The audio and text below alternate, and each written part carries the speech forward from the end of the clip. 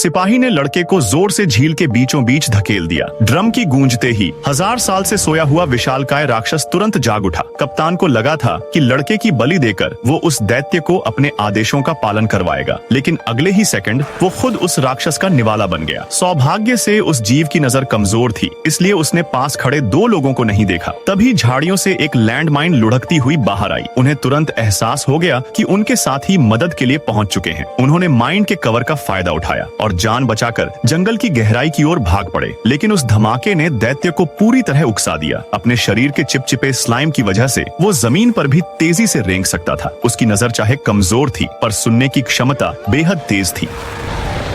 वे डरते भागते हुए झील के किनारे पहुंचे और तेजी से एक छोटी नाव पर सवार होकर नॉटिलस की ओर दौड़ पड़े। पहले कप्तान को यकीन नहीं था कि इस द्वीप पर 300 फुट लंबी ईल हो सकती है, लेकिन जैसे ही वो विशाल शरीर धीरे धीरे जंगल से बाहर आया, उसे आखिरकार उनकी बात पर विश्वास हो गया। खुशकिस्मती से राक्षस ने अभी तक झील की सतह पर खड़े नॉटिलस को नहीं देखा था। कप्तान ने तुरंत जहाज खाली करने का आदेश दिया, लेकिन इंजन स्टार्ट होने की आवाज सीधे उस राक्षस के कानों में गूंज गई। वो बिजली की गति से पानी में गोता लगाकर सीधे उनकी ओर लपका। अब उनकी उम्मीदें खत्म हो चुकी थी, क्योंकि पानी तो उसका अपना इलाका था। इससे पहले कि क्रू कुछ कर पाते, उसने जहाज को अपनी पकड़ में कस कर लपेट लिया। नॉटिलस जोर जोर से हिला और क्रू के लोग इधर उधर गिरते गए। लेकिन असली डर तब शुरू हुआ जब जहाज को झील की गहराई तक घसीटने के बाद उस दैत्य के शरीर से तेज चमकती नीली रोशनी निकलने लगी। तभी सबके होश उड़ गए, क्योंकि वो कोई साधारण राक्षस नहीं, बल्कि एक विशाल इलेक्ट्रिक ईल था। इतने शक्तिशाली राक्षस के सामने क्या नॉटिलस के क्रू इस मौत के मुंह से बच पाएंगे?